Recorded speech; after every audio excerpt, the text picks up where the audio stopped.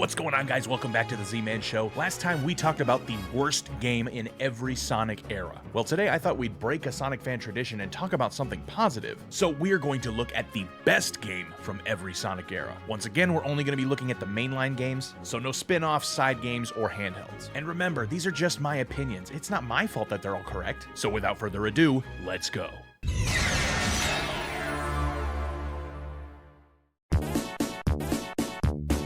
The classic era is home to what a lot of people consider the best Sonic game out there, Sonic 3 and Knuckles. Technically it's two games because Sega had to appease their corporate overlord Ronald McDonald.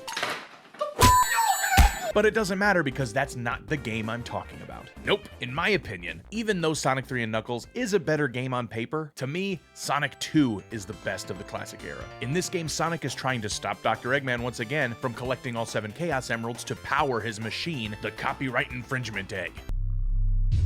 Joel? I'm suing, I'm on it. But you're not alone this time. This game introduces Tails. While Sonic 3 and Knuckles has much better presentation when it comes to its story, more detailed graphics, and more gameplay mechanics overall, it's actually the smaller scale of Sonic 2 that speaks to me a little bit more. Don't get me wrong though, I love Sonic 3 and Knuckles, but Sonic 2 is always the game that I want to go back and play when I feel like playing a classic Sonic game. Sonic 2 feels like what Sonic 1 was meant to be. It's a fairly short game, especially if you unlock Super Sonic right at the beginning, but because of that, it stops before it wears out its welcome. And to me, it just feels like the gold standard of what classic Sonic should feel like. Plus, I only need to collect the emeralds once, and I'll take those half pipes over those blue spheres any day. The Adventure era has some of the most memorable games of the whole series, but the one that arguably had the most impact on the franchise is also what I consider to be the best of the era. It's of course my favorite game of all time, Sonic Adventure 2. Eggman reawakens a secret government project named Shadow, who tells him he'll help him take over the world if he gets him the 7 Chaos Emeralds. While Shadow is wreaking havoc and steals a Chaos Emerald, Sonic is blamed for it because they look exactly alike.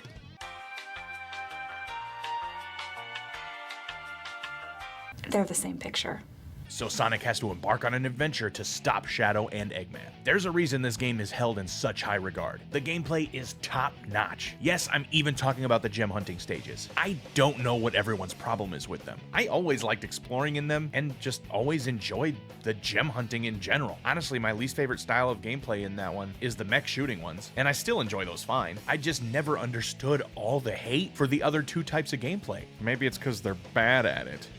But of course the speed stages with Sonic and Shadow are the highlight of the game. This is also the tightest the controls are in this era. As we talked about in the last video, they get a big downgrade in the next game. But movement was great in Adventure 2. But even after all that, one of the best things about this game is the story. The scale is way bigger than the previous game, having you travel not just the world, but off-world. Then you also get the tragic story of Shadow, with even more lore and world building into the Sonic universe. Sonic Adventure 2 was one of the biggest things to ever happen in the franchise, and it's also what made me the Sonic fan I am today.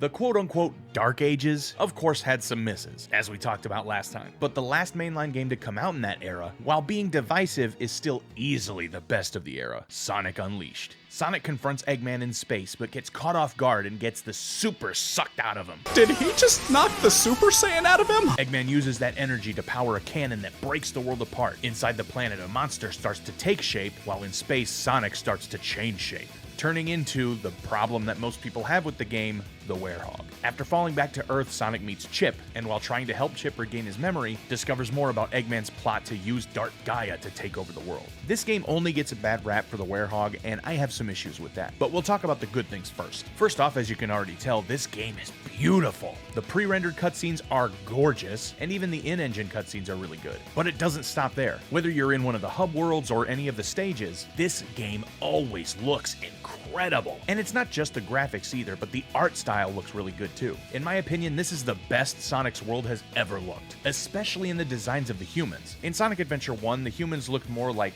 anime people, I guess. And in Sonic Adventure 2, they still looked kind of stylized, a little anime-esque, if you want to call it that. And then of course you have the realistic ones in Sonic 06.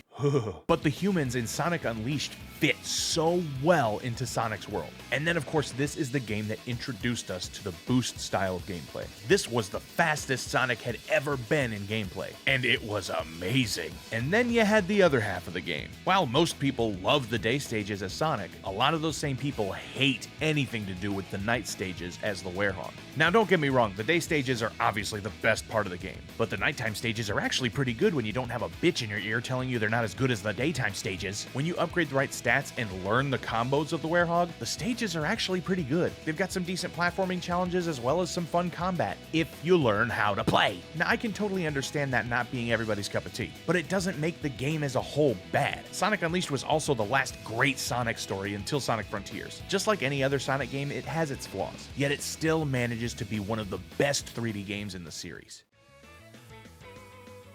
If you've seen pretty much any of my videos, you know how much I hate the meta era. But that's not to say I didn't enjoy anything in it. In fact, my first experience in the meta era was actually pretty nice because it was with the best game in the era, Sonic Generations. Generations was the celebration of Sonic's 20th anniversary. Fittingly enough, it starts with Sonic's birthday party, but the Time Eater shows up and sucks everybody into the void. The void.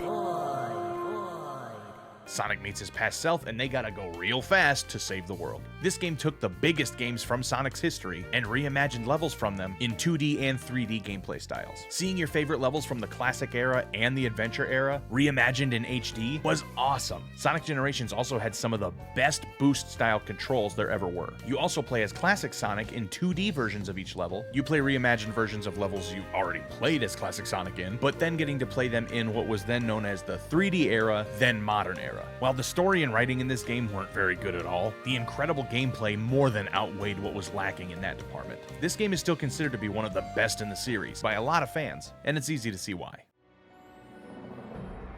Like I said in the last video, the Renaissance era has been pretty much good the whole time, but there's really only one choice for the best game of the Renaissance so far, and that's gotta be Sonic Frontiers. I hear you typing already, I don't consider Shadow Generations a mainline game. I know it's not technically a spin-off, and it's not technically just DLC, but it's not its own game.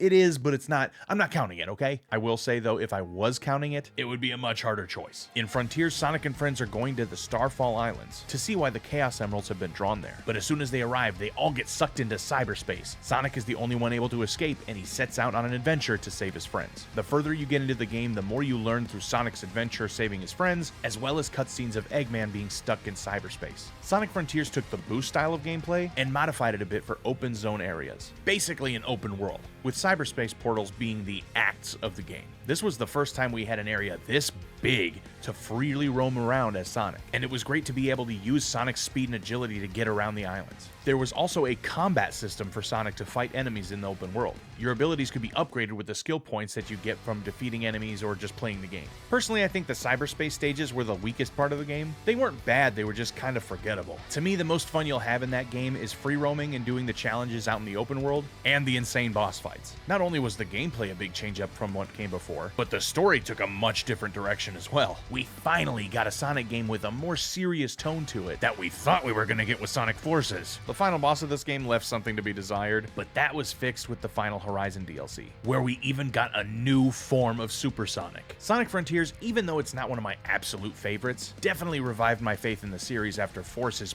beat it to death and took a dump on its face.